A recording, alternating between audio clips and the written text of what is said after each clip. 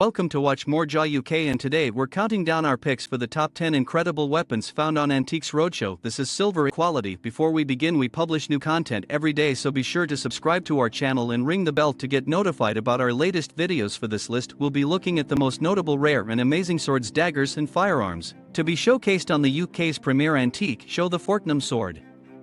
Number 10, the Fordham sword. I bet you felt like King Arthur. I did it, but yeah, in April 2017, construction workers at the All Saints Hotel and Golf Course in Bowie, Edmonds were digging away at a pond. As the digger bucket lifted some soil, a strange object was poking out. After it was expertly examined, it was discovered to be an ancient sword from the Battle of Fordham that lasted from 1173 to 1174. Right, so that's a really very old yet. In 2018, the old weapon was brought onto Antiques Roadshow when the production arrived at Helmington Hall in Suffolk, England. The expert on the shore, Bill Harriman, hypothesized that the sword was lightly thrown away by a soldier as they ran for their life. When you look at it, it's just a wonderful piece of very simple design which has no other function than for killing people. As such, as a piece of history, it was deemed priceless. The intricate multi-tool.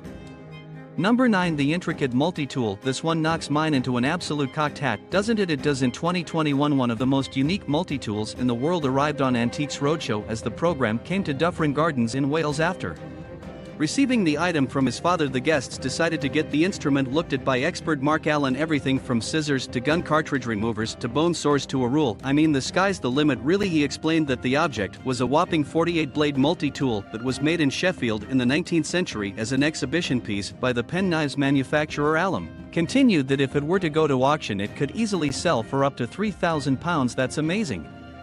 Then the poor Alum accidentally cut himself on the amazingly still sharp blades. In sugar. Number 8, the silver dress dagger. The silver dress dagger. This piece has come from much further away, and in a sense, it's coming home. In 2015, Antiques Roadshow arrived at Lime Park in Cheshire, England for their Christmas special, and boy, this item was very special. Brought in by Lord Newton at the estate that was his ancestral home was a stunning silver dress dagger apprised by Adam Schoon. The handle alone is expertly made with impressive materials. Newton mentioned that his family believed it belonged to Charles I. What a great thing to own. Yeah, very fortunate, yes. While Schoon also noted that the blade had the Latin Caballus, meaning Charles, written upon it.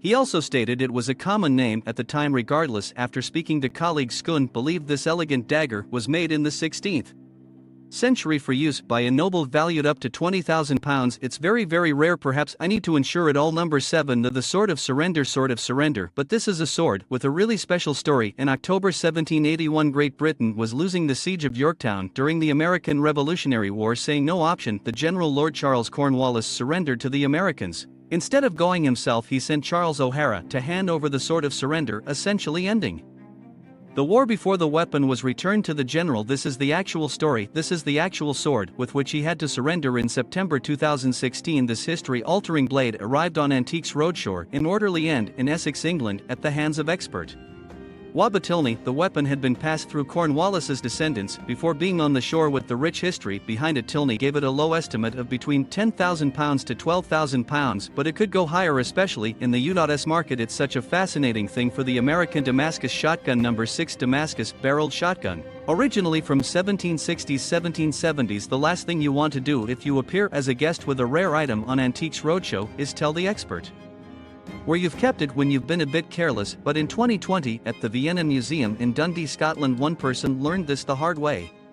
Showcasing her weapon, expert Robert Tilney took a loving look at the firewall before asking where she'd kept it, and he was less than impressed to hear it was in the back of a wardrobe. And it lives in a wardrobe. It should be ashamed of you, so just look at it. After joking that he should be ashamed of herself, Tilney mentioned the item was a Damascus barreled shotgun with a gold inlay made around the 1770s. As such, he'd expect this to be sold for around £3,000. They've even engraved the back here. Look at this. This is fabulous. Royal dagger. Number 5, royal dagger. During his travels as an artist around 1819, George Vivian ended up in Albania. Well, it actually belongs to my cousin, and it was acquired by his great-great-grandfather. There he met ruler Ali Pasha of Yonani, who gifted the artist a stunning golden dagger in sheath in a box, which was later found to have been created in Senegal. After Vivian returned to the UK, the item went through the hands of his descendants. Eventually, it arrived in front of Mark Allen on Antiques Roadshow. The expert was delighted to see such a stunning blade with intricate detailing. Even the slight damage to the dagger didn't diminish its historical or monetary value too badly. I'm finding it very difficult to think about putting a value on it. Alum, after much consideration, put a price between £8,000 to £12,000 for the royal knife. Number 4. Italian pistol. This is a top Italian pistol quality presentation piece. It's not often the program's experts are a bit lost for words when presented with an item, but that's what happened when Robert Tilney got his hands on an antique pistol in 2022 at Ham House in London, England. The guest stated that the weapon was given to him by his stepfather, who was gifted it by a business associate. You have this fabulous burst of gold, even the pistol being broken and fixed when the guest was a teenager. Didn't hinder Tilney's enthusiasm. The expert explained it was made in Italy during the late 1700s. The stunning gold details and silver inlay made the pistol exceptional, so much so that Tilney put a valuation of up to £20,000. It is just a fabulous piece.